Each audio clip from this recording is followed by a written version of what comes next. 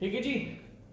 तो फाउंडेशन के क्वेश्चन आपको अपने सामने दिख रहे हैं और बहुत दिनों से हम वेट कर रहे थे कि फाउंडेशन कंप्लीट हो, क्योंकि फाउंडेशन बहुत बड़ी यूनिट थी और अराउंड फाउंडेशन के हमारे 15 लेक्चर्स हो चुके हैं। तो 15 लेक्चर्स के बाद हम लोग क्वेश्चंस कर रहे हैं और इनका फाउंडेशन कंप्लीट होने के बाद हम अपना ट्रांसपोर्टेशन चालू करेंगे। ठीक है जी। तो मैं हमेशा जब कॉन्सेप्ट्स पढ़ाने के बाद आपको क्वेश्चंस कराता हूं और हमेशा एक बार बोलता हूं कि कहीं से आपको कुछ नहीं पढ़ना, जो क्वेश्चंस मैं करा रहा हूं और जो कॉन्सेप्ट्स मैंने आपको पढ़ाया, लाइक फाउंडेशन में हमारे 15 लेक्चर्स है कॉन्सेप्ट के, 15 लेक्चर कॉन्सेप्ट के मैंने आपको पढ़ाए 15, क्योंकि फाउंडेशन एक बड़ी यूनिट थी। उसके बाद मैं आपको ये क्वेश्चंस करा रहा हूं, तो ये 100 से ऊपर क्वेश्चन होंगे आराम से। ठीक है, अभी तो मैं ऐड करता जा रहा हूं इसमें क्वेश्चंस को, अभी ऐड हुए नहीं टोटली। तो क्वेश्चन के लेवल अच्छे हैं, थोड़ा पहले इजी लेवल आएगा, फिर थोड़ा टिपिकल लेवल आएगा। तो इजी लेवल से स्टार्ट करेंगे हम लोग और बस फिर इन क्वेश्चन सेशन को खत्म करने के बाद हम लोग अपना ट्रांसपोर्टेशन चालू कर देंगे। ठीक है, बड़ी खुशी होती है जब हम किसी सब्जेक्ट के एंड तक बढ़ते हैं। ठीक है जी, चालू करते हैं। Question first. हाँ, सबसे पहली बात आपके मन में डाउट आएगा, सर ये क्वेश्चंस जितने भी इंडिया में जेईई के एग्जाम है और जितने भी असिस्टेंट इंजीनियर के एग्जाम है, सारे के सारे क्वेश्चन आपके इसी से आएंगे। आप भी यही हो, मैं भी यही हूं। मैं सारे क्वेश्चंस आपको निकाल कर दिखा दूंगा आपकी बार, है ना। एग्जाम, पहला एग्जाम कंडक्ट हो तो कोई भी पहला एग्जाम कंडक्ट हो तो कोई भी, मैं सारे क्वेश्चंस आपको लेक्चर से निकाल के दिखाऊंगा। ठीक है जी, इसलिए बोल रहा हूं क्योंकि आप लोग बोलते हो कि सर बुक कौन सी पढ़े, बुक पढ़नी ही नहीं है सर, क्वेश्चन कहां से प्रैक्टिस करें, करने ही नहीं, फिर भी आपको चॉइस आप कर लेना। ठीक है, फर्स्ट क्वेश्चन, क्योंकि मैं आपको सजेस्ट नहीं करूंगा किसी भी बुक से क्वेश्चन प्रैक्टिस करो, क्योंकि उनमें क्वेश्चंस हमेशा कम होंगे और हम जो क्वेश्चंस करते हैं वो ज्यादा करते हैं। लाइक मैं बोल रहा हूं फाउंडेशन में बहुत क्वेश्चन प्रैक्टिस करेंगे। ठीक है, तो फर्स्ट क्वेश्चन देखते हैं। Terzaghi equation for ultimate bearing capacity of a circular footing of diameter b। ठीक है जी, तो तरज़ागी थ्योरी का क्वेश्चन है, उससे पूछा कि तरज़ागी थ्योरी ने जो अल्टीमेट बेयरिंग कैपेसिटी दी थी फॉर सर्कुलर फुटिंग। तो सबसे पहली बात थोड़ा सा रिवाइज कर देता हूं। तरज़ागी जी ने सबसे पहले जनरल शियर फेलियर को कंसीडर करा था और ओनली स्ट्रिप फुटिंग को अल्टीमेट बेयरिंग कैपेसिटी दी थी। उन्होंने सबसे पहले एक स्ट्रिप फुटिंग ली और उस स्ट्रिप फुटिंग की अल्टीमेट बेयरिंग कैपेसिटी उन्होंने बताई थी, जिसका फॉर्मूला हमें अच्छी तरीके से पता है। फिर बाद में तरज़ागी जी ने अपनी थ्योरी को मॉडिफाई करा था, जैसे कि ड्यूरिंग हिज एनालिसिस उन्होंने ओनली जनरल शियर फेलियर को कंसीडर करा था और बाद में फिर उन्होंने मॉडिफिकेशन चालू करे। मॉडिफिकेशन का मतलब क्या, उन्होंने थ्योरी अपनी लोकल शियर फेलियर के लिए दी, सर्कुलर फुटिंग के लिए, क्योंकि पहले तो उन्होंने स्ट्रिप फुटिंग की इक्वेशन दी थी, फिर उन्होंने जो अल्टीमेट बेयरिंग कैपेसिटी की इक्वेशन है उन्होंने अपनी सर्कुलर के लिए दी, सर्कुलर फुटिंग के लिए दी, स्क्वायर फुटिंग के लिए दी, रेक्टेंगुलर फुटिंग के लिए दी। तो धीरे धीरे उन्होंने अपनी थ्योरी को मॉडिफाई करा था और स्ट्रिप फुटिंग के बाद उन्होंने सर्कुलर फुटिंग का अल्टीमेट बेयरिंग कैपेसिटी दिया। उन्होंने क्या इंट्रोड्यूस करा तरज़ागी जी ने, अगर आपसे सिंपल सी बात बोलूं तो QU is equals to CNC plus QNQ plus half B gamma N gamma. ये जो इक्वेशन तरज़ागी जी ने दी थी ये ओनली फॉर स्ट्रिप फुटिंग थी। बाद में तरज़ागी जी ने क्या करा, इक्वेशन को मॉडिफाई करा। बाद में तरज़ागी जी ने इक्वेशन को मॉडिफाई करा और इक्वेशन मॉडिफाई करके उन्होंने क्या करा, एक फैक्टर इंट्रोड्यूस किया जिसको उन्होंने बोला शेप फैक्टर। और उन्होंने शेप फैक्टर को लेकर आया जिसमें उन्होंने जो कोहेजन वाली टर्म थी, अब मैं सर्कुलर फुटिंग की बात कर रहा हूं, जो कोहेजन वाली टर्म थी यहां पर शेप फैक्टर दिया 1.3 का, और जो हमारा शियर जोन वाला पोर्शन होता है, देखो ये फर्स्ट वाला पोर्शन है कोहेजन का, सेकंड वाला पोर्शन है सरचार्ज का और थर्ड वाला पोर्शन है जो बेस के नीचे हमारा शियर जोन होता है, जो बेस ऑफ फुटिंग के नीचे हमारा शियर जोन होता है, थर्ड वाली टर्म उसको रिप्रेजेंट करती है। ठीक है, तो जो शेप फैक्टर उन्होंने दिया आपको सर्कुलर वो दिया 0.6 और स्क्वायर के लिए कितना दिया था 0.8। तो जब अब ध्यान से देखना, तो भाई तरज़ागी जी ने स्ट्रिप फुटिंग की इक्वेशन को मॉडिफाई करा और बोला कि अगर मैं यहां पर 1.3 शेप फैक्टर और यहां पर 0.6 फॉर सर्कुलर, अगर ये रेक्टेंगुलर या सॉरी स्क्वायर होता तो यहां पर आप 0.8 यूज करते, बट हम क्या है सर्कुलर, तो यहां पर 0.6। अब देखो 2 से 0.6 को डिवाइड करो तो बन जाता है आपको 0.3। अब आपके सामने इक्वेशन आ चुकी है, देखो इधर ध्यान से 0.3 है, कहीं पर देखो 1.3 CNC, 1.3 CNC शेप फैक्टर को हमने इंट्रोड्यूस कर दिया प्लस QNQ। Q क्या होता है, सरचार्ज, Q को हम लिख सकते हैं gamma into depth of foundation. तो हमने Q को जो सरचार्ज होता है आपका लिखा हुआ है gamma into depth of foundation, ये R जैसा दिख रहा है बट गामा है, यहां पर आपको R गामा मतलब यूनिट में कंसीडर कर लेना है ना, R नहीं गामा है, प्लस 0.3 गामा, देखो प्लस 2 से 0.6 divide by 0.3 gamma B into N gamma. तो हमारा आंसर क्या है P।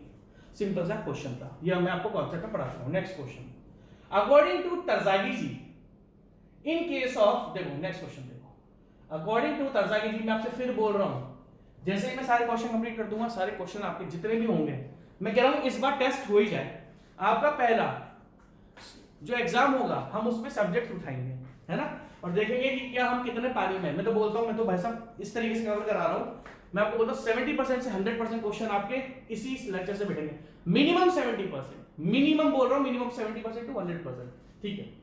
तो सेकंड क्वेश्चन देख लेते हैं, according to Terzaghi, in case of presence of water table, the ultimate bearing capacity equation has to modify as, अब देखो ध्यान से, जब तरजागी जी ने अपने कॉन्सेप्ट्स को बताया था फॉर स्ट्रिप फुटिंग, उन्होंने जब थ्योरी एनालाइज करी फॉर स्ट्रिप फुटिंग, तो तरजागी जी ने क्या करा था, ये कंसीडर करके चला था कि जो भी मैं आपको अल्टीमेट बेरिंग कैपेसिटी दे रहा हूं, तरजागी जी ने शुरुआत में थ्योरी को बहुत कम बताया और बाद में वो अपनी थ्योरी को मॉडिफाई करते रहे।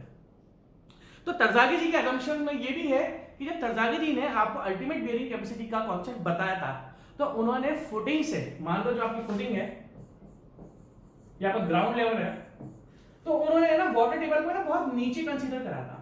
तरजागी जी ने शुरुआत में अपनी इक्वेशन में, दैट मींस जो हम इक्वेशन बोलते हैं Q U is equal to C N C plus gamma into D F plus half into B into gamma into N gamma, इस इक्वेशन में तरजागी जी ने वाटर टेबल को बहुत नीचे माना था फुटिंग से, और उन्होंने बोला था कि वाटर टेबल मेरी फुटिंग को अफेक्ट नहीं करेगी। बट बाद में उनको फील हुआ कि प्रैक्टिकली ये तो पॉसिबल नहीं है, कल को बारिश हो गई और नीचे कोई आपका इम्परमिएबल स्ट्रेटा आ गया। इम्परमिएबल स्ट्रेटा का मतलब क्या होता है, जिससे पानी पास नहीं हो सकता।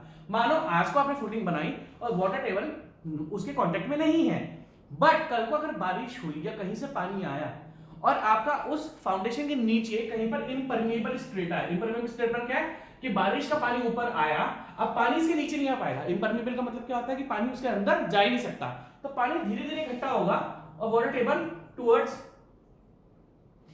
यार कॉल आ रहा है, वेट करो एक सेकंड प्लीज, है ना।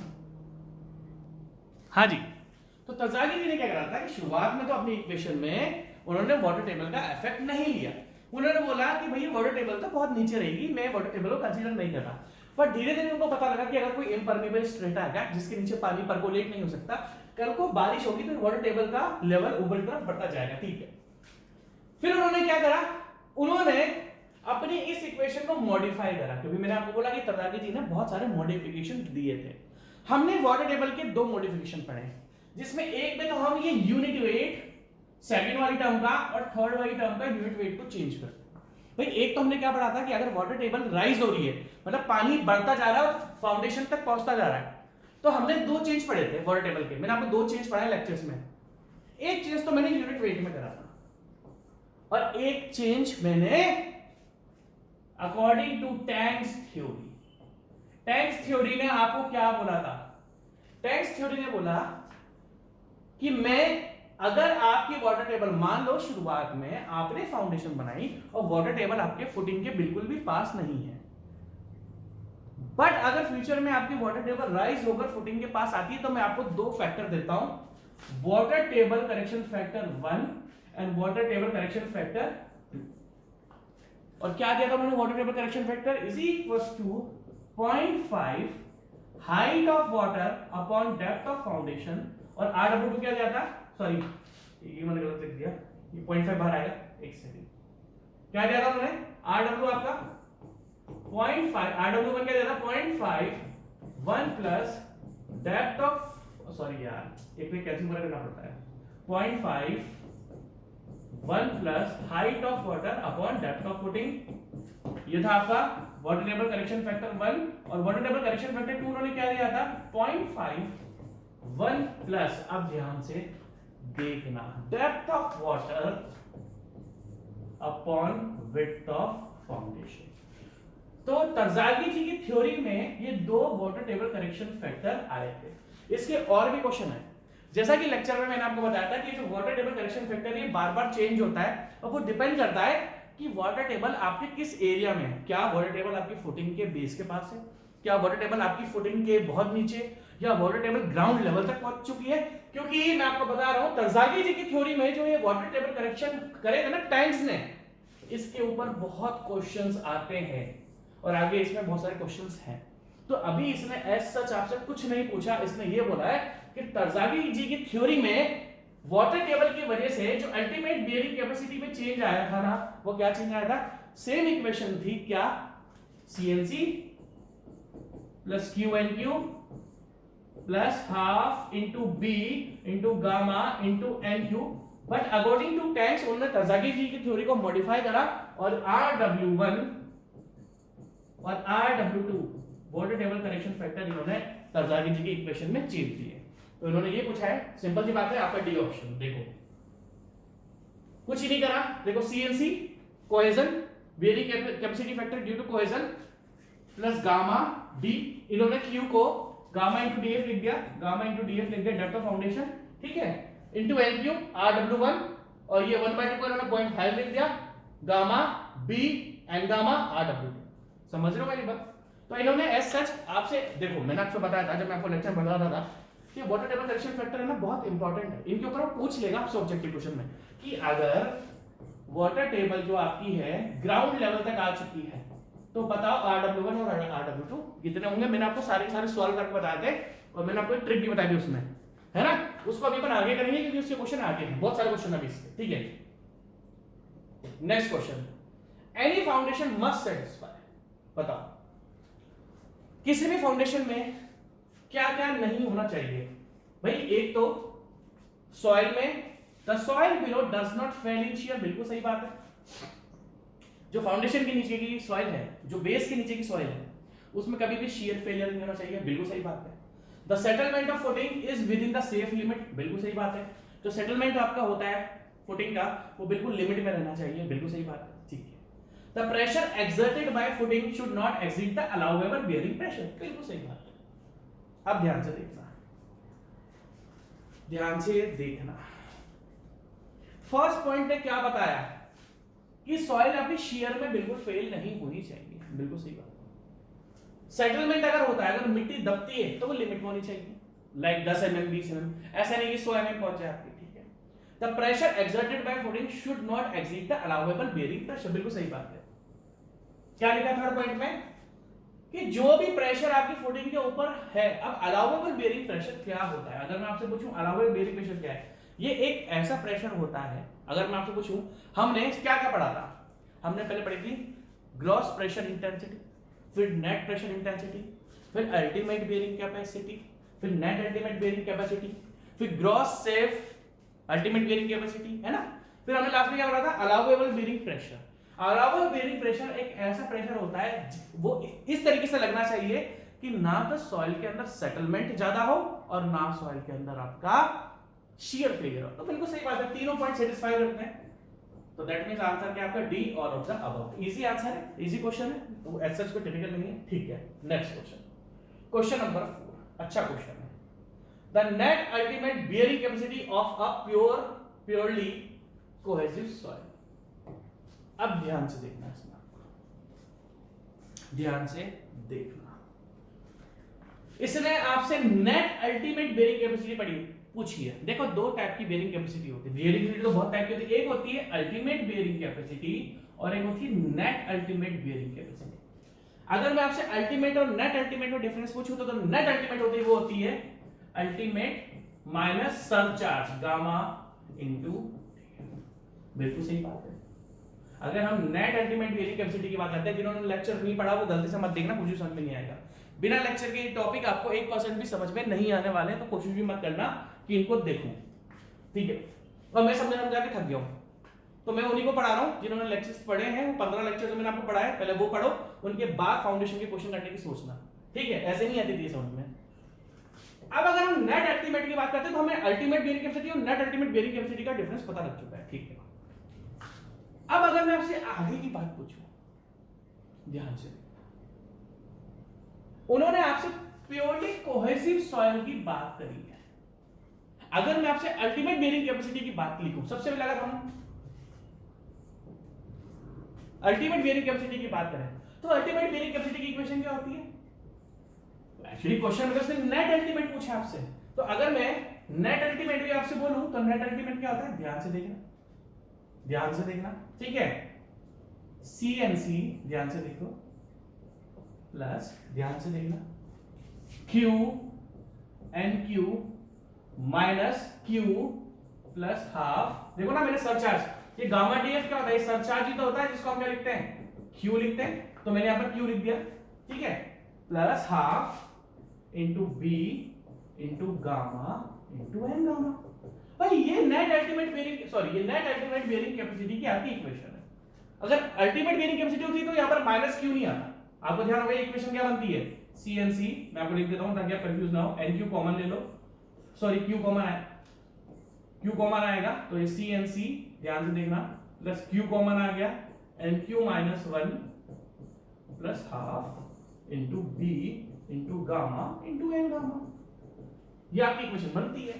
बट ये इक्वेशन होती है for cohesive and for cohesion less soil. ये जो इक्वेशन लिखी है लाइक CnC प्लस Q, इसमें कोहेजन भी कंसीडर होता है और कोहेजन लेस, दैट मींस अगर हम बात करें तो इसमें कोहेसिव सॉइल भी कंसीडर्ड है और कोहेजन लेस सॉइल भी कंसीडर्ड है। कोहेसिव सॉइल कौन सी होती है, क्ले, कोहेजन लेस सॉइल कौन सी होती है, सैंड। तो ये जो इक्वेशन है ना, ये both type of soil, that means ये इक्वेशन वैलिड है for any type of soil, जिसमें ये फर्स्ट वाली टर्म रिप्रेजेंट करती है कोहेसिव नेचर को, और ये जो सेकंड और थर्ड टर्म रिप्रेजेंट करती है ये कोहेसिव लेस या कोहेजन लेस सॉइल को रिप्रेजेंट करती है। भाई ने आपसे क्या पूछा है, प्योरली कोहेसिव सॉइल, तो जैसा कि मैंने आपको बोला ये जो इक्वेशन है ये for both type of soil होती है, इसमें कोहेजन भी है और कोहेजन लेस भी है, दोनों चीजें कंसीडर होती है इस इक्वेशन में। फर्स्ट वाली टर्म कोहेजन बताती है, फर्स्ट वाली टर्म कोहेजन बताती है, and second and third term आपको बताती है cohesion less soil, cohesion less behaviour. But इसने क्वेश्चन में आपसे क्या पूछा, कोहेसिव, तो इन दोनों टर्म्स अब ध्यान से देखना, मैंने आपको बियरिंग कैपेसिटी फैक्टर्स के कुछ वैल्यूज बताई थी, जैसे कि मैंने आपको सारी की सारी वैल्यूज पुट करके दिखाई थी। आपको ध्यान होगा मैंने इन तीनों में इन बियरिंग कैपेसिटी फैक्टर्स की, अब ध्यान से देखना, फॉर कोहेसिव सॉइल, अगर मैं आपसे पूछूं, जिन्होंने लेक्चर नहीं देखे बिल्कुल मत देखना है lecture, for cohesive soil, cohesive soil के लिए बियरिंग कैपेसिटी फैक्टर्स क्या क्या होते हैं, NC is equals to 5.7। याद है मैंने आपको डिराइव करके दिखाया था पूरा का पूरा ये पूरे बेयरिंग कैपेसिटी फैक्टर्स मैंने आपको निकाल के दिखाए थे। NC कितना होता है 5.7, NQ कितना होता है 1 और N गामा कितना होता है आपका 0। फॉर कोहेसिव सॉइल हमने ये तीनों बेयरिंग कैपेसिटी फैक्टर लेक्चर्स में डिटरमाइन करे। तो कोहेसिव सॉइल के लिए जो बेयरिंग कैपेसिटी फैक्टर होता है NC, that means bearing capacity factor due to cohesion होता है 5.7, ड्यू टू सरचार्ज होता है 1 and due to soil in shear zone जो कि बेस के नीचे है वो होता है आपका एन गामा। ठीक है जी, हाँ बोलोगे सब बिल्कुल। अब कुछ नहीं करना आपको, इन तीनों बेयरिंग कैपेसिटी फैक्टर्स को यहां पर पुट कर दो, इन तीनों बेयरिंग कैपेसिटी फैक्टर्स को आप यहां पर पुट कर दो। देखो जी याद है तीनों, तो आप ध्यान से देखना, एनसी को पुट करो यहां पर, तो ये क्या आ जाएगा 5.7। अब ध्यान से देखना 5.7, ध्यान से देखना 5.7 इंटू सी, एनक्यू की वैल्यू कितनी आती है 1, तो ये टर्म 1 माइनस 1 क्या बन जाएगी 0, तो फाइनली आपका आंसर बचेगा 5.7 सी। अब ध्यान से देखना, मैं आपको फिर रिपीट कर रहा हूं, अगर नेट अल्टीमेट की बात होती है, अगर नेट अल्टीमेट की बात होती है तो वो बनती है 5.7 सी। बट अगर इसने आपसे ओनली अल्टीमेट पूछा होता, अगर इसने आपसे ओनली अल्टीमेट पूछा होता, तो देखो ये इक्वेशन, अच्छा मैंने माइनस कर दिया ना यहाँ पे, ठीक है, नेट अल्टीमेट, अगर इन्होंने आपसे अल्टीमेट पूछा होता तो उसमें अल्टीमेट में हम माइनस क्यू नहीं करते हैं और यहां पर ये ओनली बचता एन क्यू, और एन क्यू की वैल्यू कितनी है 1, तो उस केस में बनता 5.7 सी, क्योंकि ये टर्म था ही सही, और ये जो एन क्यू, अभी हमारी टर्म 0 क्यों बची, क्योंकि यहाँ पर एन क्यू माइनस 1 था, तो 1 माइनस 1 कितना होगा 0। अगर ये अल्टीमेट बेयरिंग कैपेसिटी आपसे पूछता है तो यहाँ पर ये एन क्यू माइनस 1 नहीं होता, ओनली एन क्यू होता, और एन क्यू की वैल्यू कितनी है 1, तो जब मैं यहाँ पर 1 पुट करता तो यहाँ पर मेरी इक्वेशन आ जाती प्लस क्यू। तो ध्यान से आपको देखनी पड़ेगी, for cohesive soil ultimate bearing capacity होती है 5.7 सी प्लस क्यू, और नेट अल्टीमेट होती है आपकी 5.7 सी। आप चाहो तो इसको लिख सकते हो, ठीक है, हाँ जी, अच्छा ठीक है। अब ध्यान से देखना, तो अगर मैं आपसे बात करूं, इन्होंने तो यार क्वेश्चन ही अलग पूछा, चलो कोई बात नहीं, हम इस कॉन्सेप्ट के बाद, क्योंकि मैं जैसे प्योरली कोहेसिव सॉइल के लिए गया तो मेरा इधर, पहले आप इसको लिखो, इसको मैं मिटाऊंगा, ये इंपॉर्टेंट है, ये आप लिख लो पहले पूरा का पूरा, क्योंकि ये कॉन्सेप्ट आपका आगे बहुत काम आने वाला है। अब आपको एक चीज ध्यान से देखनी पड़ेगी। क्वेश्चन देखो इसने आपसे क्या पूछा है। क्वेश्चन इसने पूछा है जो नेट अल्टीमेट बेयरिंग कैपेसिटी है किसकी, प्योरली कोहेसिव सॉइल की, वो किस पर डिपेंड है। पहले आप ऑप्शन पढ़ो, ऑप्शन पढ़ के ही आपको क्वेश्चन समझ में आएगा।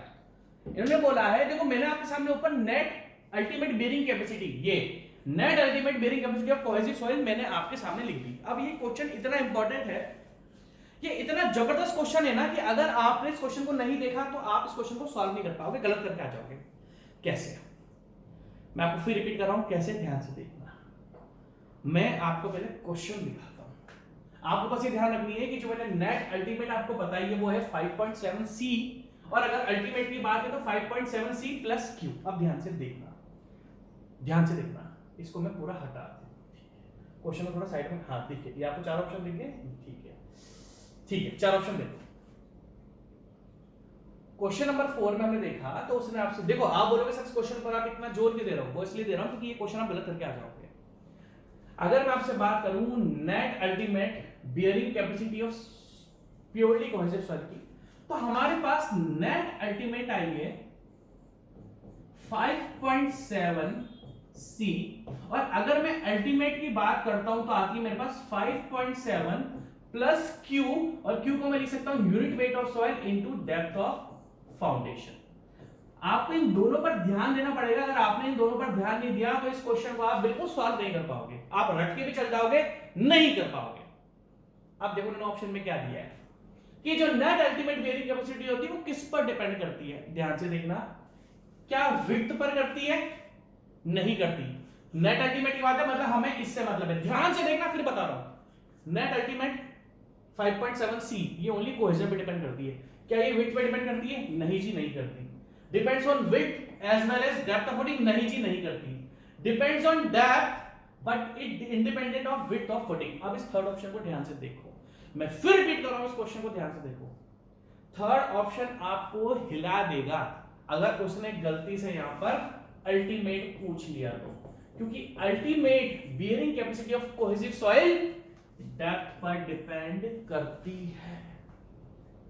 अगर इसने क्वेश्चन में यहां पर only ultimate bearing capacity of cohesive soil बोला होता तो ultimate bearing capacity of cohesive soil होती है 5.7 plus gamma 5.7 C plus gamma DF. तो अगर हम अल्टीमेट बियरिंग कैपेसिटी की बात करते हैं तो कोहेजन पर डिपेंड है, डेप्थ ऑफ फाउंडेशन पर, यूनिट वेट पर, तीनों पर डिपेंड है। तो बट इसने तो दैट मींस अगर यहां पर ये नेट अल्टीमेट ना लिखा होकर ओनली अल्टीमेट लिखा होता तो हमारा थर्ड ऑप्शन सही होता। पढ़ो थर्ड ऑप्शन क्या है, depends on the depth, depends on the depth but independent of the width. हां इस इक्वेशन में कहीं पर भी विड्थ नहीं आ रही, तो अगर यहां पर अल्टीमेट लिखा होता, नेट अल्टीमेट ना होकर अल्टीमेट लिखा होता तो थर्ड ऑप्शन मेरा करेक्ट होता। बट भाई ने हमसे क्या पूछा है, नेट अल्टीमेट। नेट अल्टीमेट ना विड्थ पर डिपेंड होती है ना डेप्थ पर डिपेंड होती है, that depends on only cohesion. तो मेरा डी ऑप्शन देखो, is independent of both the width and the depth of soil, that means D option बिल्कुल करेक्ट है। आप हड़बड़ी में, अब आप ध्यान से सुनना, आप इस क्वेश्चन को हड़बड़ी में गलत कर कर आओगे। क्यों?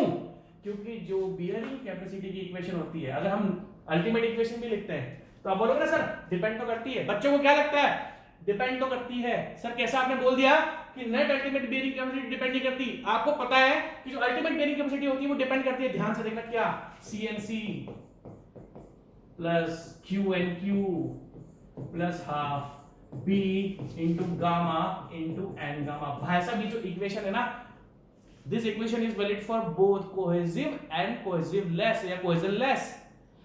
यहां पर इस इक्वेशन में आप बोलोगे सर देखो ये Q होता है गामा इंटू डीएफ, तो आप कैसे बोल सकते हो भाई साहब इस इक्वेशन, ये जो इक्वेशन है ना ये प्योरली कोहेसिव सॉइल के लिए नहीं होती, इसमें दोनों सॉइल कंसीडर होती है, मतलब कोहेजन भी और कोहेजनलेस भी है। तो आपके दिमाग में जो बैठा हुआ है ना कि जो अल्टीमेट बियरिंग कैपेसिटी या net ultimate bearing capacity width और डेप्थ पर डिपेंड करती है, वो ओनली उसके लिए जिसमें कोहेजन भी हो और कोहेजनलेस भी हो। पर अगर जैसे वो प्योरली कोहेसिव सॉइल की बात कर लेता है तो ये इक्वेशन वैलिड नहीं रहती, जिसमें विड्थ और डेप्थ दोनों आती है। तो हाँ अगर इन केस इन जनरल अगर वो बोलता है फॉर C5 सॉइल, हाँ जी अब देखो अगर इसने क्वेश्चन में पूछा था for C5 soil, C5 soil का मतलब क्या है, कोहेजन भी है और कोहेजनलेस भी है। C5 सॉइल क्या रिप्रेजेंट करती है C5 सॉइल, कि सॉइल कोहेसिव भी है और कोहेजनलेस। सॉइल में जो मिक्सचर है सैंड का, क्ले का, थोड़ा बहुत सैंड होगा, थोड़ा बहुत क्ले होगा, तो सैंड की वजह से क्या आएगा, कोहेजनलेस होगा, क्ले की वजह से क्या होगा, कोहेसिव सॉइल होगा। तो इस इक्वेशन के लिए ये इक्वेशन वैलिड होती है। अल्टीमेट क्या, नेट अल्टीमेट की, नेट अल्टीमेट के लिए मुझे इसमें माइनस क्यू करना पड़ेगा बस। तो अगर ये क्वेश्चन आता कि फॉर C5 सॉइल इस इक्वेशन में, तो हाँ विड्थ पर भी डिपेंड है, डेप्थ पर भी, बट फॉर प्योरली कोहेसिव और उसमें भी net ultimate depends on only cohesion. तो ये क्वेश्चन आप बोलोगे सर बहुत छोटा था, ये बताना बहुत जरूरी है। अगर मैंने आपको ये नहीं बताया तो क्वेश्चन आप कंफ्यूज हो जाओगे। नेक्स्ट क्वेश्चन, ठीक है, इस क्वेश्चन में जितना बताना था मैंने बता दिया। Question number 5, the safe bearing capacity of soil can be defined as. The safe bearing capacity, देखो जी सबसे पहले तो आपको एक चीज याद रखनी पड़ेगी, मैंने आपको क्या क्या बताया। सबसे पहले मैंने आपको बताया था ग्रॉस प्रेशर इंटेंसिटी, सही बात है। फिर मैंने आपको बताया नेट प्रेशर इंटेंसिटी, फिर मैंने आपको बताया अल्टीमेट बियरिंग कैपेसिटी, फिर मैंने आपको बताया नेट अल्टीमेट बियरिंग कैपेसिटी, उसके बाद मैंने आपको क्या बताया, नेट सेफ बियरिंग कैपेसिटी, और उसके बाद मैंने आपको क्या बताया था, ग्रॉस सेफ बियरिंग कैपेसिटी। मेरे लेक्चर में आप खोलकर देखो, सबसे मैंने आपको पहले ग्रॉस प्रेशर इंटेंसिटी बताया था, फिर मैंने आपको नेट प्रेशर इंटेंसिटी बताया था, फिर मैंने आपको अल्टीमेट बियरिंग कैपेसिटी बताया था, फिर मैंने आपको नेट अल्टीमेट बियरिंग कैपेसिटी बताया था, फिर मैंने आपको net safe net bearing capacity पढ़ाया था, और उसके बाद मैंने ग्रॉस सेफ बियरिंग कैपेसिटी पढ़ाया था। अब देखो, the safe bearing capacity of soil can be defined as, simple सी बात है, ये जो अब ध्यान से देना, अगर मैं आपसे नेट सेफ की बात करूं तो नेट सेफ, अगर मैं आपसे बात करूं नेट सेफ बियरिंग कैपेसिटी क्या होती है, कुछ भी नहीं होती, net ultimate bearing capacity divided by factor of safety. जैसे कि मैंने आपको बताया था कि अगर हम नेट अल्टीमेट बियरिंग कैपेसिटी में फैक्टर ऑफ सेफ्टी अगर लगा देते हैं, इमेजिन करो कि net ultimate bearing capacity 10 kilo Newton पर मीटर स्क्वायर है, तो उसमें हम क्या करेंगे कि सॉइल की जो नेट अल्टीमेट बियरिंग कैपेसिटी है वो 10 किलो न्यूटन पर मीटर स्क्वायर है, बट हम उसको 10 ना मानकर, अब इस फैक्टर ऑफ सेफ्टी कितना होता है, 2 से लेके 3, सॉइल के लिए फैक्टर ऑफ सेफ्टी कितना होता है, 2 से लेके 3, तो 10 की जगह हम उसको 2.5 या 3 ही कंसीडर करेंगे या 4 कंसीडर करेंगे। तो अगर नेट, मैं आपको फिर रिपीट कर रहा हूं बिना लेक्चर्स के, ये फाउंडेशन बिल्कुल जीरो है। फाउंडेशन लोग पढ़ाते भी नहीं है सॉइल में, बोलते हैं कि सॉइल जेई लेवल पे फाउंडेशन नहीं आता, तो आपका फाउंडेशन वैसे ही खराब होता है, ध्यान रखना है ना। तो नेट सेफ की अगर बात करते हैं तो होती है net ultimate bearing capacity divided by factor of safety.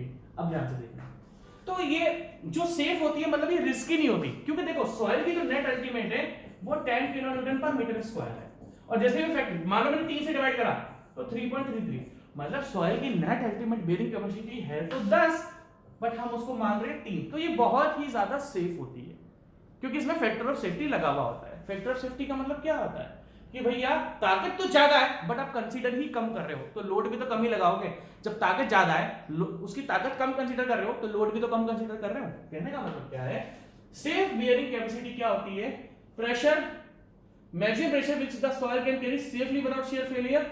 अब देखना ध्यान से, अब ध्यान से देखना, देखो आपको बहुत ही ज्यादा ध्यान से देखना पड़ेगा, अगर आपने क्वेश्चन ध्यान से नहीं देखा तो आपका ये क्वेश्चन गलत हो जाएगा। देखो जहां पर देखो दो टाइप की चीजें होती है, एक होता है बियरिंग प्रेशर, एक होता है बियरिंग प्रेशर और एक होता है बियरिंग कैपेसिटी। जब बियरिंग प्रेशर होता है तो वो सेटलमेंट को रिप्रेजेंट करता है, जब बियरिंग प्रेशर होता है तो वो सेटलमेंट को रिप्रेजेंट करता है, जब बियरिंग कैपेसिटी होती है तो वो शियर फेलियर को कंसीडर करता है। तो इन्होंने यहां पर सेटलमेंट की बात कर ली, कैपेसिटी अगर लिखा हुआ है ना तो सेटलमेंट कभी कंसीडर होता ही नहीं है। सेटलमेंट कभी भी बियरिंग कैपेसिटी के साथ कंसीडर नहीं होता, बियरिंग कैपेसिटी का तो ओनली शियर फेलियर कंसीडर होता है। तो ये इक्वेशन तो मेरी ऐसी गलत हो जाएगी, फिर कॉल ऐसे नहीं होता, क्या करें सुबह के टाइम में कॉल आते रहते हैं। हाँ जी, तो अगर इस क्वेश्चन की हम लोग बात करें, the safe bearing capacity of soil can be defined as, तो जहां पर बियरिंग कैपेसिटी आ गया, जहां पर आपका बियरिंग कैपेसिटी आ गया, दैट मींस वो आपका ओनली शियर फेलियर ही शो कर रहा है। आपको बहुत ज्यादा ध्यान रखना पड़ेगा कहां पर बियरिंग कैपेसिटी लिखा है और कहां पर बियरिंग प्रेशर लिखा है। तो क्या इस क्वेश्चन में कहीं पर भी बियरिंग प्रेशर लिखा है? आप बोलोगे नहीं सर, तो दैट मींस कैपेसिटी का मतलब तो भाई साहब शियर फेलियर ही होता है। आपको बहुत ज्यादा ध्यान रखना पड़ता है। गलती से इसने यहां पर अगर बियरिंग प्रेशर लिख दिया होता, गलती से इसने यहां पर लिखा था सेफ बियरिंग प्रेशर, तो वो ओनली सेटलमेंट को रिप्रेजेंट करता है, और लिखा हुआ है सेफ बेयरिंग कैपेसिटी, तो दैट मींस वो ओनली शियर फेलियर को कंसीडर करेगा। तो दैट मींस ये ऑप्शन तो आपका 100% गलत है। अल्टीमेट लोड तो हम लगा ही नहीं सकते। अल्टीमेट लोड मान लो 10 किलोमीटर है, उसको हम 3 मानते हैं बस, तो अल्टीमेट लोड भी नहीं लगा सकते। तो फर्स्ट ऑप्शन ही आपका करेक्ट है, maximum pressure which the soil carry safely without shear failure. मैं आपको फिर रिपीट कर रहा हूं, बियरिंग प्रेशर और बियरिंग कैपेसिटी में ध्यान रखना पड़ेगा। अगर बियरिंग कैपेसिटी लिखा है that's represent only shear failure, और जहां पर बियरिंग प्रेशर आ गया वो सेटलमेंट को रिप्रेजेंट करता है, और जो दोनों को रिप्रेजेंट करता है अलाउेबल बियरिंग प्रेशर, जो दोनों को रिप्रेजेंट करता है। भाई ऐसे भी तो टर्म होगी सर, ऐसी भी तो टर्म होगी जो दोनों को रिप्रेजेंट करती है। हाँ जी, allowable bearing pressure, QA net. आपको बहुत याद है, आपको जब मैं आपको different type of bearing capacity पढ़ा रहा था तो मैंने आपको बोला था बहुत ध्यान से पढ़ना है इनको, ठीक है। नेक्स्ट क्वेश्चन, तो आंसर इसका फर्स्ट था the expression for the gross safe bearing capacity. अब देखो, एक होती है अल्टीमेट बियरिंग कैपेसिटी, एक होती है नेट अल्टीमेट बियरिंग कैपेसिटी, एक होती है नेट सेफ बियरिंग कैपेसिटी, एक होती है नेट सेफ बियरिंग कैपेसिटी, और एक होती है ग्रॉस सेफ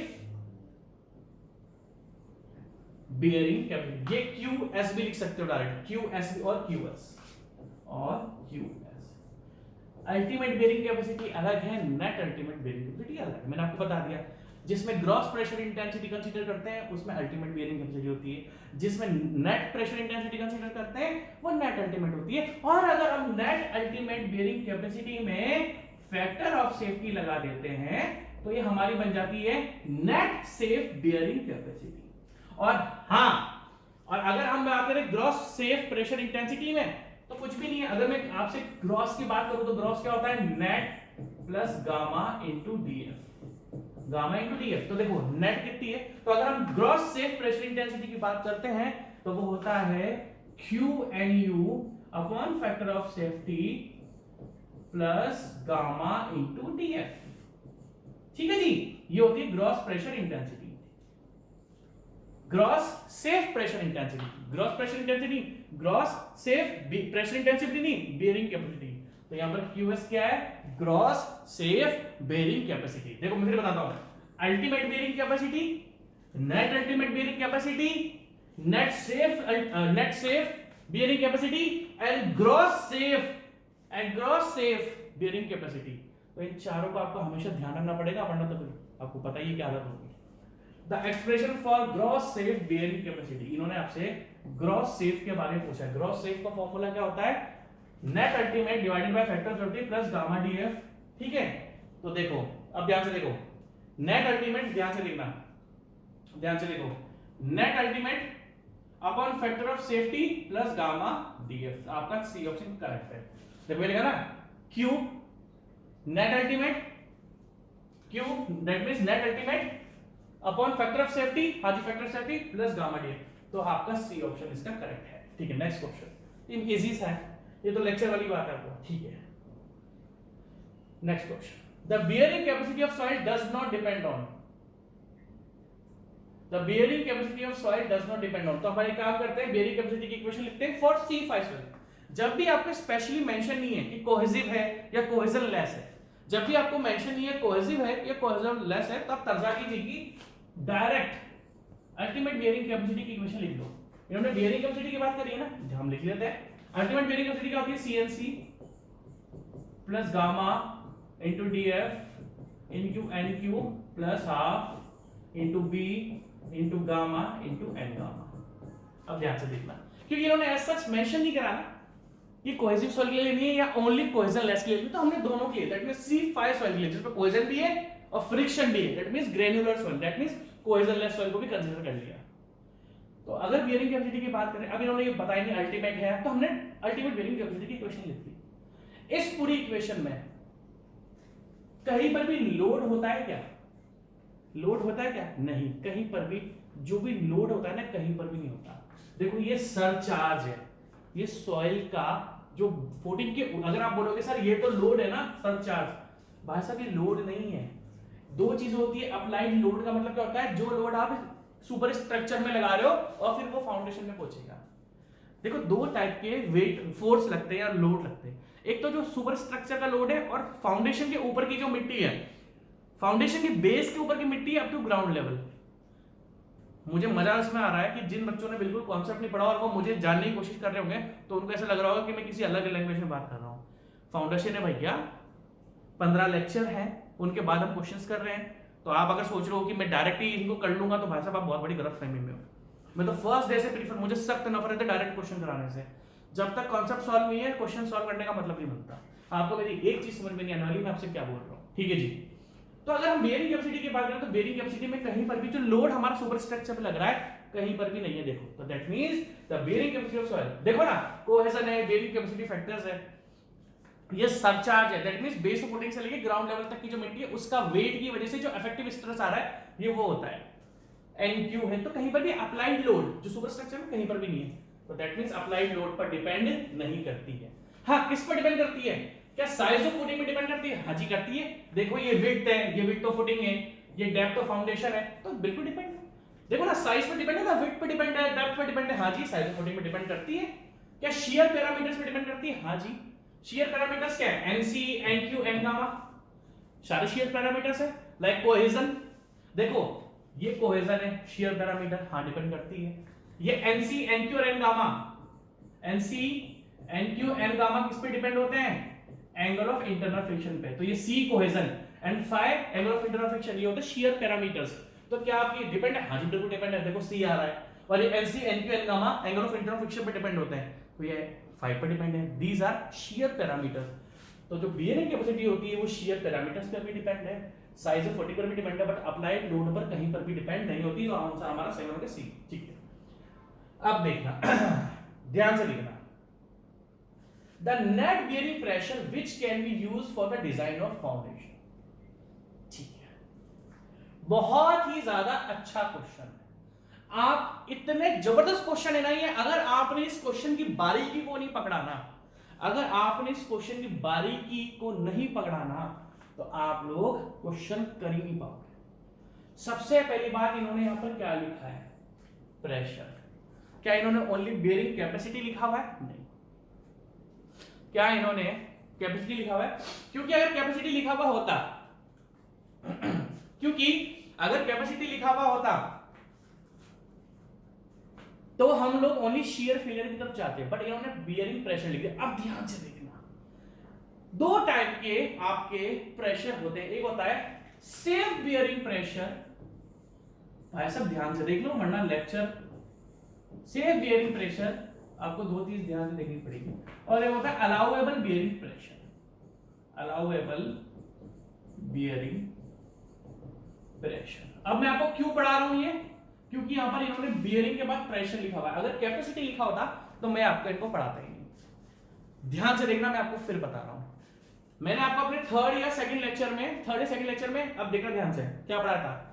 सबसे पहले ग्रॉस प्रेशर इंटेंसिटी, फिर नेट प्रेशर इंटेंसिटी, फिर अल्टीमेट बियरिंग कैपेसिटी, फिर नेट अल्टीमेट बियरिंग कैपेसिटी, फिर नेट सेफ बियरिंग कैपेसिटी, फिर ग्रॉस सेफ बियरिंग कैपेसिटी। अब ध्यान से देखना, फर्स्ट मैंने आपको ग्रॉस प्रेशर इंटेंसिटी पढ़ाया, सेकंड मैंने आपको नेट प्रेशर इंटेंसिटी पढ़ाया, थर्ड मैंने आपको अल्टीमेट बियरिंग कैपेसिटी पढ़ाया, फोर्थ मैंने आपको नेट अल्टीमेट बियरिंग कैपेसिटी पढ़ाया, फिफ्थ मैंने आपको नेट सेफ बियरिंग कैपेसिटी पढ़ाया, एंड सिक्स्थ मैंने आपको ग्रॉस सेफ बियरिंग कैपेसिटी पढ़ाया। सेवंथ और एट्थ क्या पढ़ाया था मैंने आपको? सेवंथ था मेरा सेफ बियरिंग प्रेशर, जिसको मैं रिप्रेजेंट करता हूं QPS से, जिसको मैं रिप्रेजेंट करता हूं QPS से। और 8 क्या पढ़ाया था मैंने आपको? अलाउएबल बियरिंग प्रेशर, जिसको हम बोलते हैं QA नेट। ये 8 टर्म्स पढ़ाई थी मैंने आपको, याद है ना?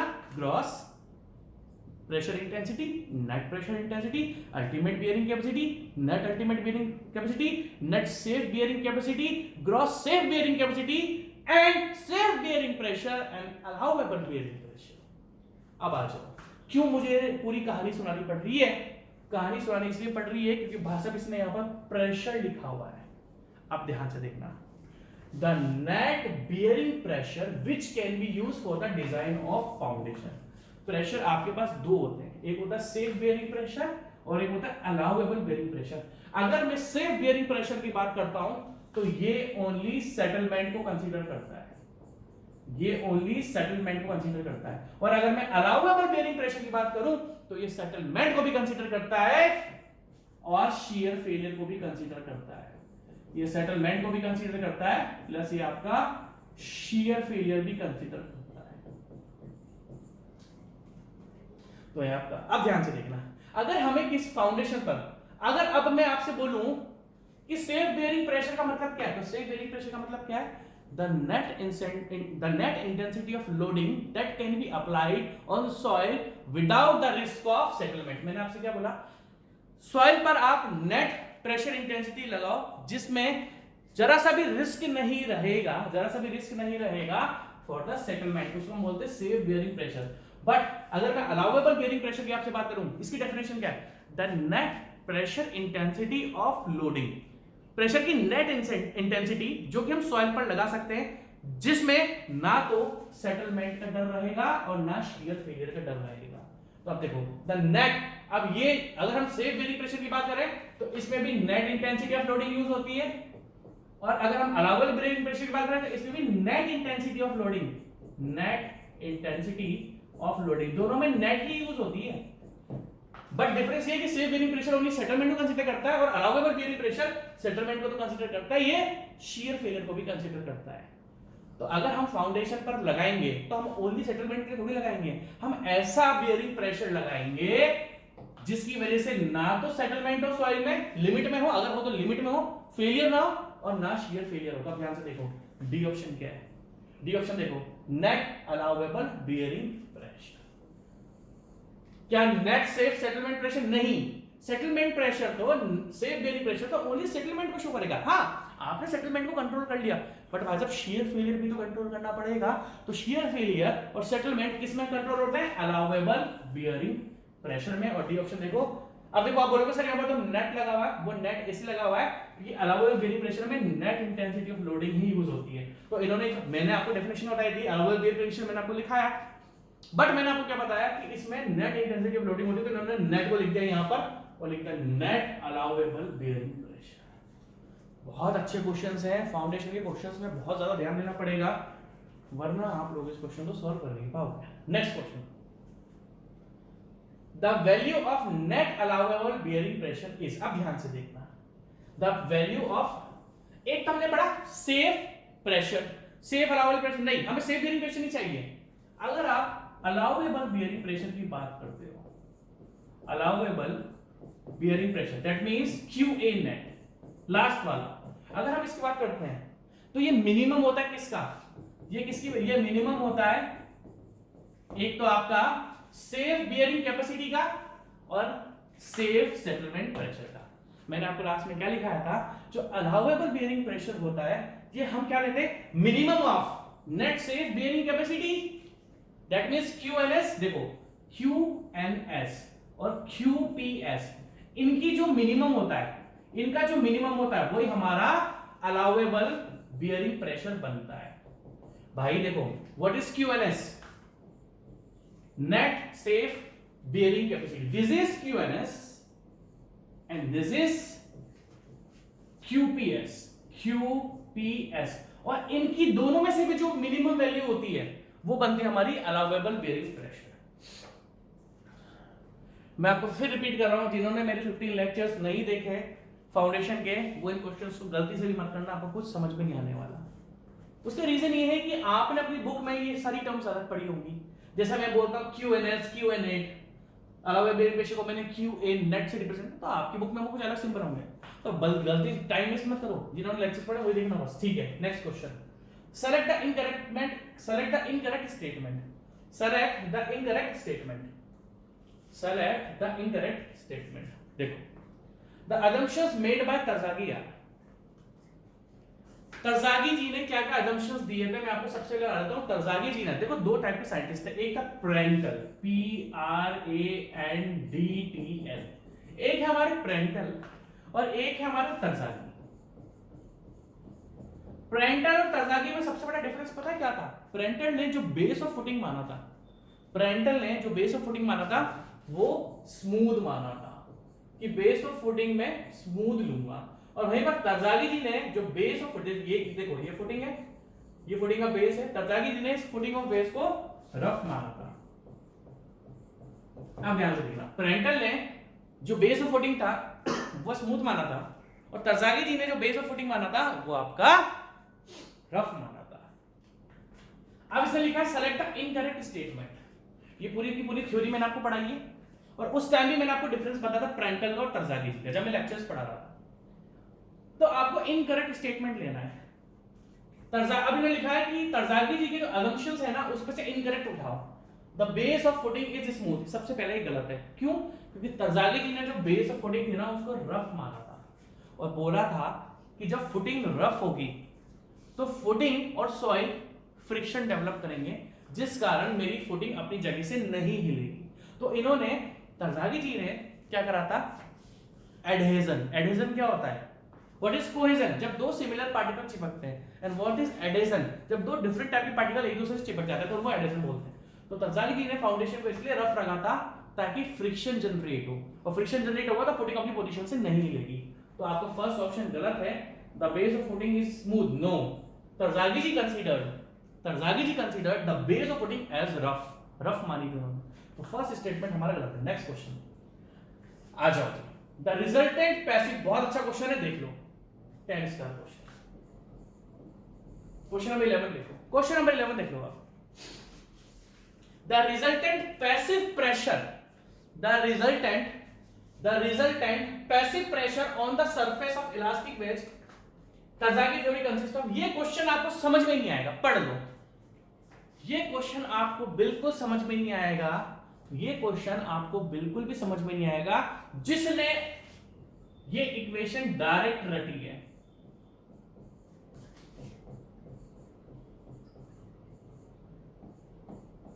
आप क्या करते हो? फाउंडेशन में इस इक्वेशन को डायरेक्ट है ना रट लेते हो।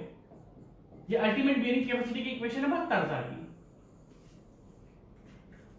और जिसने इस अल्टीमेट बेयरिंग कैपेसिटी की इक्वेशन को डायरेक्ट रटा हुआ है वो ये कभी क्वेश्चन कर ही नहीं सकता। क्वेश्चन नंबर 11 में ओपन चैलेंज कर रहा हूं, आप करके दिखा दो मुझे, जितने बड़े सूरमा है। और जिन्होंने ये डायरेक्ट इक्वेशन पढ़ी है ना, पढ़ लो आप। ये क्वेश्चन नंबर 11 आप सॉल्व नहीं कर सकते। क्यों नहीं कर सकते? मैं आपको बताता हूं। क्योंकि अगर आपने ये इक्वेशन डायरेक्ट पढ़ी है, अगर आपने ये इक्वेशन डायरेक्ट पढ़ी है तो आप इस क्वेश्चन को सॉल्व कर ही नहीं सकते हो। क्यों नहीं कर सकते हो? क्योंकि ये जो इक्वेशन आती है ना भाई साहब, ये आती है डेरिवेशन से, और डेरिवेशन किसकी वजह से आता है? Equilibrium of forces. अब मैं आपको इसकी पहले की इक्वेशन बताता हूं। ये इक्वेशन कहां से आती है मैं आपको वो बताता हूं। इक्विलिब्रियम ऑफ फोर्सेस मैं आपको बताता हूं। देखो, मैं आपको डेरिवेशन की एक सिंपल सी इक्वेशन लिखूंगा, क्या? Q U multiply by B।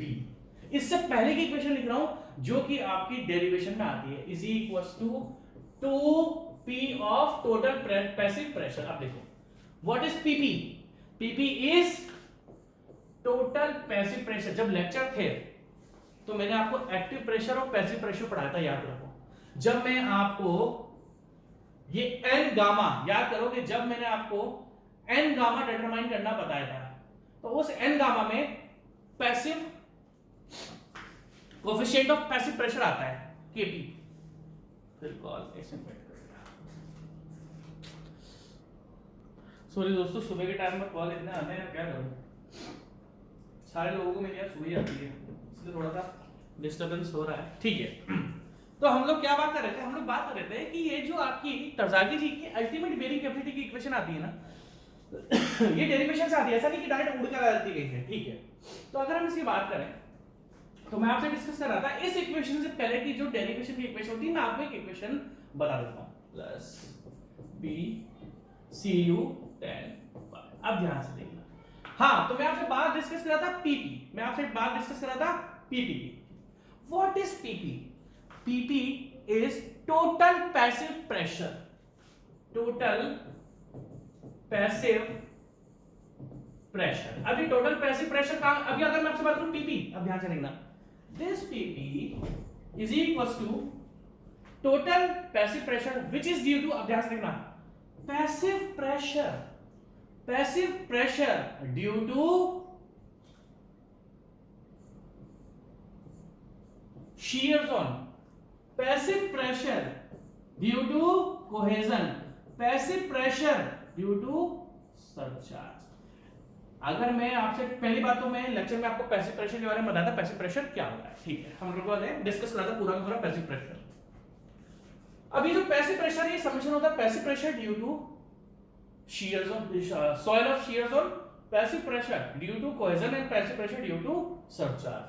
तो इस इक्वेशन में जो आपका 2pp है ना, ये क्या होता है passive pressure due to cohesion, passive pressure due to passive pressure due to shear zone, passive pressure due to cohesion and passive pressure due to surcharge. तो कहने का मतलब ये है कि ये जो आपको इक्वेशन मिलती है ना आपको, ये मिलती है डेरिवेशन से, और ये डेरिवेशन में है ना पैसिव प्रेशर रोल में आता है। अब ध्यान से अब देखो, the resultant passive pressure on the surfaces of elastic wedge in theory consists of, इसने ये लिखा है कि तजागी जी थ्योरी का जो shear zone होता है उसमें जो elastic wedge आपके पास आता है उसमें क्या क्या, दैट मींस जो अल्टीमेट बेयरिंग कैपेसिटी की इक्वेशन है इसमें क्या क्या कंसीडर होता है।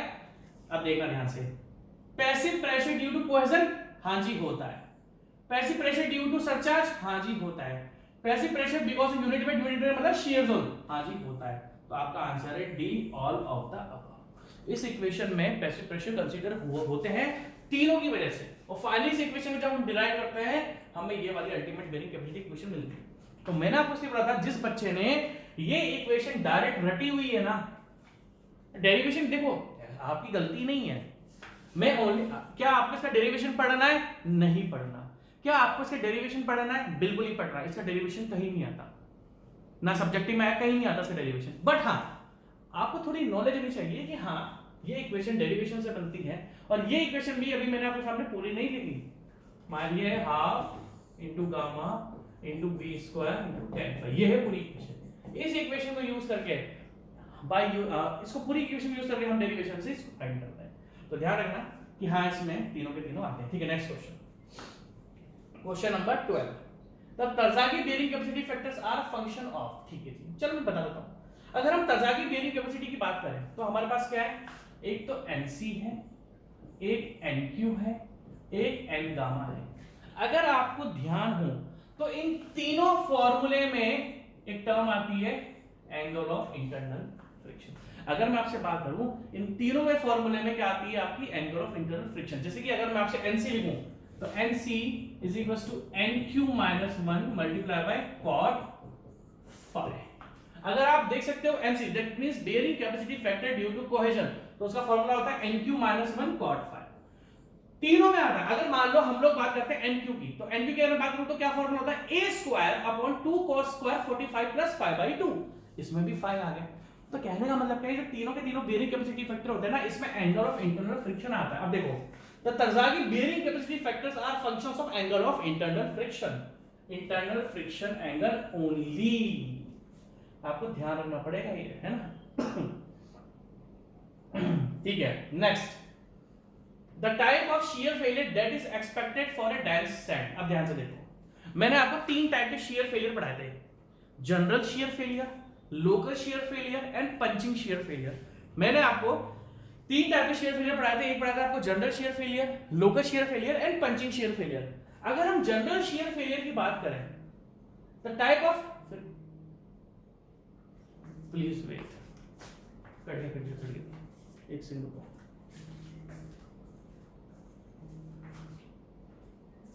कट गया, अच्छा कटे रहने दो। हाँ, अगर हम आपसे बात करें, अगर मैं आपसे बात करूं, हम कौन है, हम मेरे साथ कौन है, मैं अकेले हूं।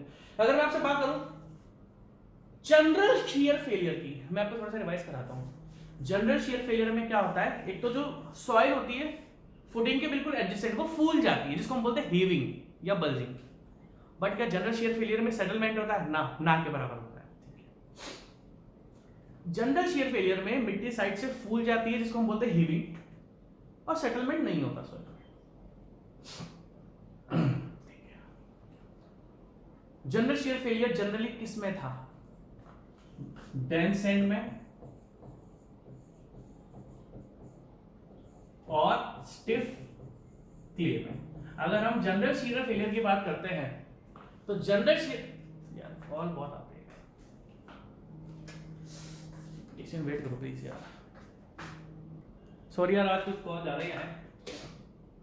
क्या करें यार, कॉल हटा भी नहीं सकते, थोड़ा है इंपॉर्टेंट, ये सुबह का टाइम है ना यार, सबके कॉल इंपॉर्टेंट टाइम पे आते रहता है और कोई भी 10 मिनट से पहले छोड़ता नहीं है। चलो कोई बात नहीं, तो हम लोग क्या डिस्कस कर रहे थे, the type of share failure that is expected for a dense and. ठीक है, हम लोग बात कर रहे थे जनरल शेयर फेलियर की, लोकल शेयर फेलियर की एंड पंचिंग शेयर फेलियर की। तो अगर मैं आपसे जनरल शेयर फेलियर की बात करूं तो उसमें जो फुटिंग के जस्ट एडजेसेंट मिट्टी होती है वो थोड़ी फूल जाती है और उसमें सेटलमेंट नहीं होता, बस मिट्टी फूलती है और जो फाउंडेशन होती है वो टिल्ट हो जाती है, इसी को हम फेलियर मानते हैं। अगर हम जनरल शेयर फेलियर की बात करें तो फाउंडेशन आपकी टिल्ट हो जाती है और इसी को हम फेलियर मानते हैं कि फाउंडेशन का फेलियर हो गया। फाउंडेशन मुड़ जाएगी आपकी, टिल्ट हो जाएगी तो फेलियर ही मानोगे ना।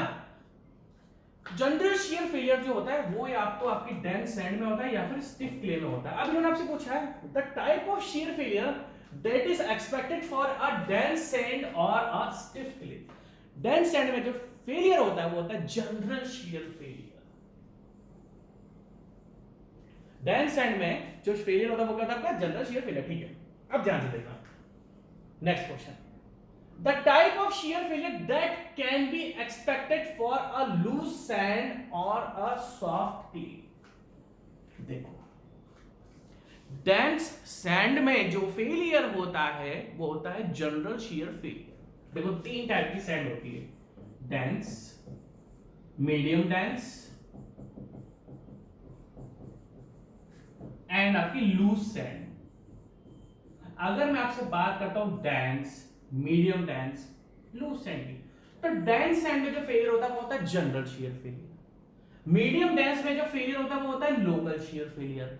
और लूज सैंड और सॉफ्ट क्ले, लूज सैंड और सॉफ्ट क्ले में जो फेलियर होता है वो होता है आपका पंचिंग शेयर फेलियर।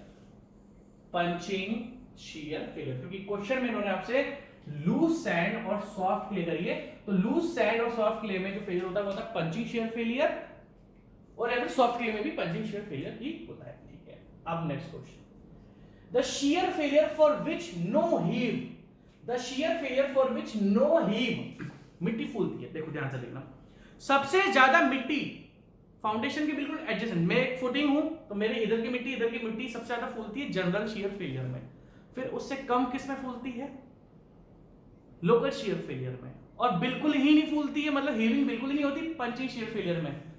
फिर एक सेकंड देखना है,